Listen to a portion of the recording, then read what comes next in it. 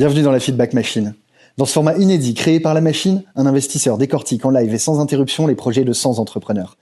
Alors si tu cherches à comprendre comment analyser rapidement une boîte ou simplement à prendre un shoot de réalité entrepreneuriale, t'es au bon endroit. Tout de suite, un nouveau pitch et de nouveaux feedbacks par Jean de la Roche-Brochard, l'invité de la première édition. Et si toi aussi tu veux tenter l'exercice, rends-toi sur www.lamachine.com. Salut, regarde, hop, changement de micro, tout neuf. Bonjour Jean. Quel est ton prénom? Kevin, Salut Kevin. je m'appelle Kevin Mandric et je me donne une minute pour te faire rêver d'abord, D'accord, ça avant me de te va. demander ton aide. Ok. Donc Kevin Mandric, je suis chercheur d'or de père en fils depuis 4 générations. Ah ouais. Ami, on trouve de l'or dans les rivières et j'avais un doux rêve, c'est de faire en sorte que quand vous achetiez un bijou dans les bijouteries demain, il y aurait une étiquette qui raconte la vraie vie du produit. Ok. Et avec la startup Deep Tech Made in Tracker que l'on a créé avec mon associé Adrien, on a créé le premier bijou tracé de la mine à la vitrine. C'est un pilote que l'on a réalisé par nous-mêmes. La difficulté, c'est qu'on se rend compte que le monde du luxe est très difficile à pénétrer.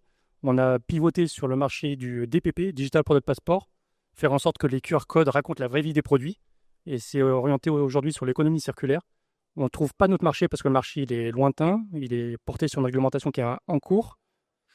J'ai besoin d'aide aujourd'hui, c'est d'avoir ton carnet d'adresses. Pour ceux qui croient à une équipe internationale, on est 4 nationalités, très tech, on est deep tech. Attends, on va reprendre de zéro, j'ai pas bien compris. Qu'est-ce que tu fais concrètement? On fait de la traçabilité des produits. Ok, tu te veux tracer quoi comme produit? On trace les produits qui sont responsables et durables. Et Ok, donne-moi un exemple, un produit. un bijou, ça va durer une éternité. Une pièce d'avion, ça peut servir plusieurs usages.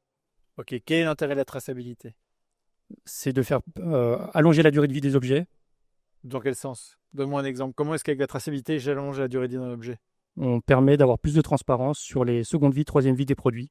Et on fait en sorte que ça ne parte pas en rebut ou en déchets. C'est-à-dire, donne-moi l'exemple d'un produit que je comprenne. L'exemple d'une pièce d'avion qui va servir à un autre avion qui à la fin sera mise dans un bâtiment parce qu'il servira d'objet de design et qui en troisième vie finira peut-être chez nous en objet déco, en lampe. Pourquoi la traçabilité est utile là-dedans? Parce que sans traçabilité, ça peut être un objet qui a été produit par une entreprise lambda il y a une semaine. Il y a? Il y a moins d'une semaine alors que le produit il a peut-être 30 ans. C'est ce qu'on fait. Ça permet de faire la différence entre les produits qui ont des longues durées de vie versus des produits qui sont juste de la fast fashion, de la fast consommation. Ok, et si tu devais te concentrer sur un produit en particulier ou un secteur en particulier où c'est vraiment utile, ce serait lequel?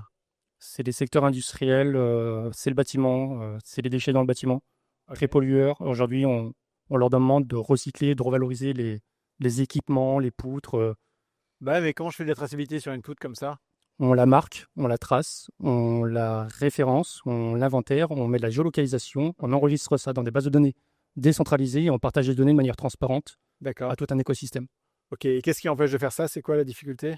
C'est que les gens ne veulent pas vraiment être transparents. Et aujourd'hui, ils sont obligés d'attendre la réglementation pour l'être. Ok. Bah, pourquoi tu te butes là-dessus? Pourquoi tu fais pas autre chose? C'est ce qu'on fait. On veut pivoter sur autre chose, mais notre projet lointain, c'est celui-ci. Et on essaie de Tu veux comprendre. pivoter sur quoi, du coup? C'est quoi l'objectif là maintenant? Puisqu'on fait de la traçabilité, on veut utiliser les IA qu'on a développés et les systèmes ACP sur peut-être faciliter peut-être la prospection, le marketing, parce qu'on sait que c'est plus bankable, mais ça nous éloigne de la vision d'un monde plus durable avec des projets et des produits plus transparents. Attends, j'ai pas compris le nouveau projet sur lequel vous bossez là.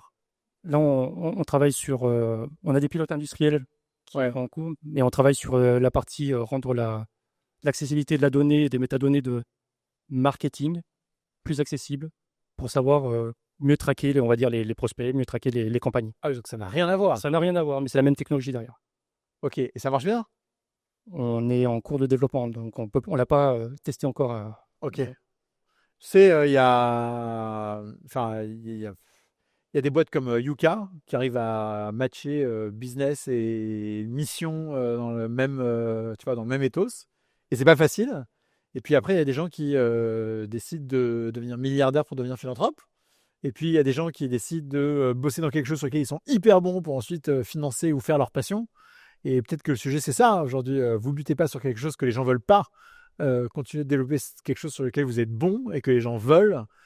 Quitte à utiliser le fruit de ce travail pour ensuite évangéliser, si c'est ça qui te plaît, tu vois, des industries sur vos sujets de traçabilité & co. Mais il n'y a rien de pire je trouve, il n'y a rien de plus ingrat que se dire ah ben j'ai raison sur le long terme. En fait, le timing, on dit timing is everything, tu vois, genre le timing c'est clé. Si le timing n'est pas là, que la réglementation veut pas de vous pour l'instant, faut surtout pas y aller, quoi.